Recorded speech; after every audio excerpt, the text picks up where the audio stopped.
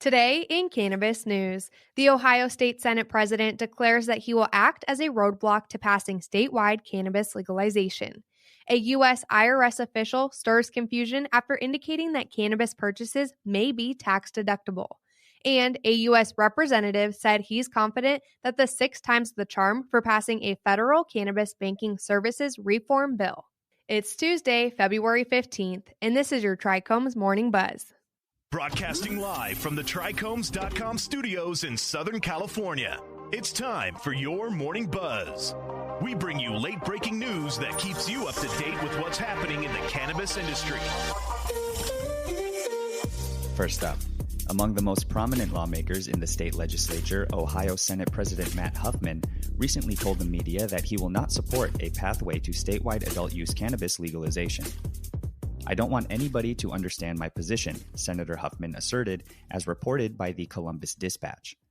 "I'm not going to bring it to the Senate floor, and if that means people want to go put it on the ballot, have at it."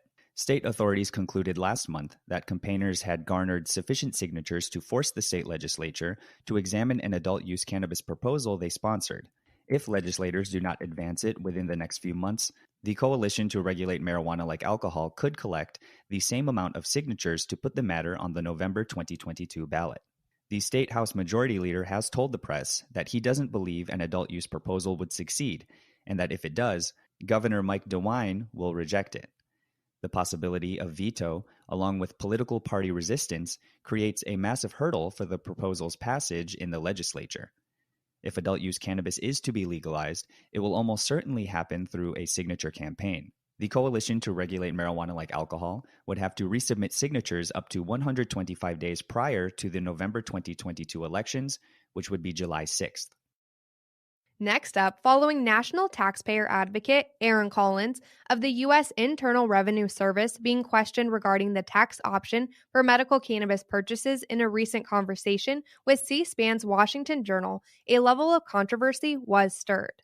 A caller from Nevada inquired about locating a way to deduct cannabis transactions on the tax preparation platform TurboTax, which are lawful statewide in Nevada, though federally illegal.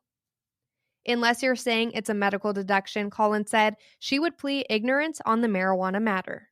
However, although Collins stated there was potentially a chance to claim deductions if the caller was buying medical cannabis, she made clear that this was not true in a remark to Marijuana Moment. While answering viewer calls on C-SPAN Washington Journal yesterday, one viewer asked about the deductibility of marijuana purchases he had made. She said, "I had not previously studied the federal tax treatment of marijuana, and I speculated that marijuana might potentially be deductible as a medical expense in certain circumstances. After the program, I checked the law. To clarify, medical marijuana is not tax deductible for federal purposes under the current rules." Last up, U.S. Representative Ed Perlmutter has been working for many legislative sessions to advance the Secure and Fair Enforcement Banking Act to federally legalize cannabis banking services, and his newest effort is to include it in the House in a sweeping industry and technology package.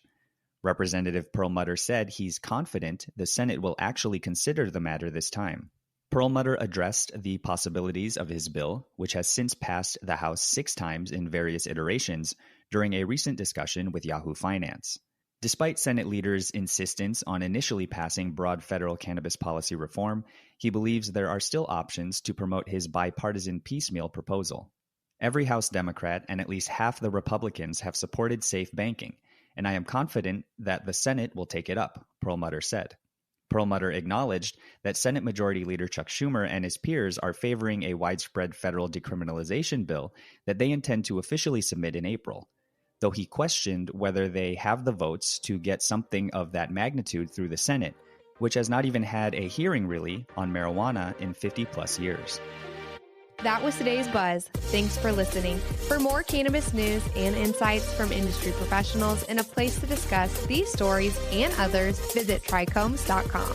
And be sure to catch up with all of our other cannabis industry-related podcasts like Hash It Out, Tech and Cannabis, or the International Cannabis Conversation wherever you get your podcasts. For trichomes.com, I'm RJ Baldwin. And I'm Devin Liao. Have a great day.